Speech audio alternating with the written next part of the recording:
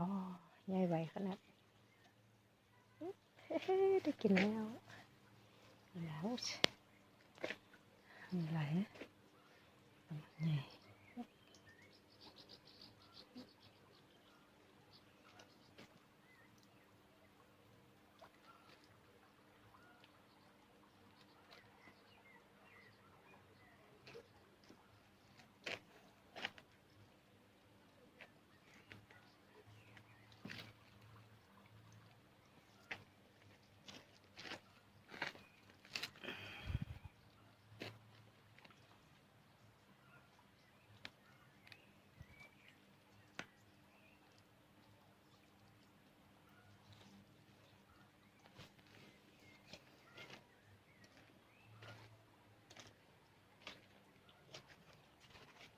อัปเดตเมลอนนี่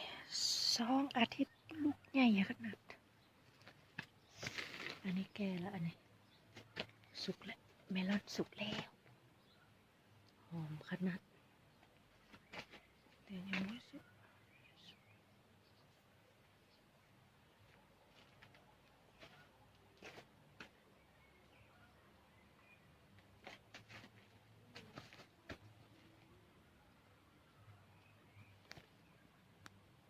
เมลอนสุก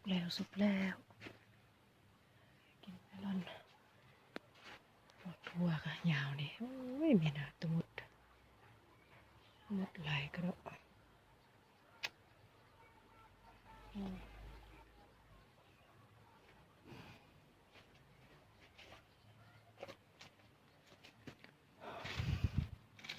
ลูกใหญ่ๆอยู่นี่มันหลบไปลูกนี่คือลูกใหญ่ขน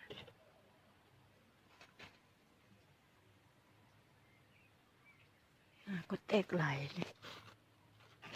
ใหญ่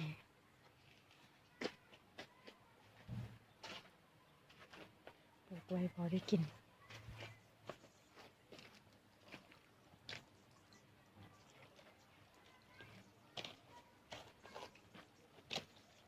เกลือ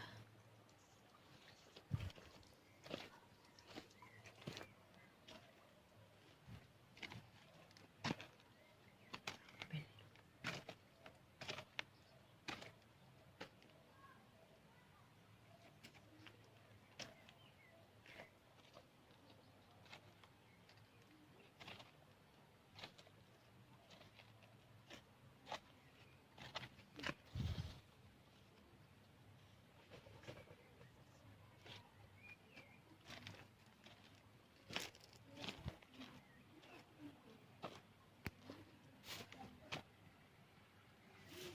หมูอันนี้ก็มีอีกอันนี้มีต้นเดียวนี่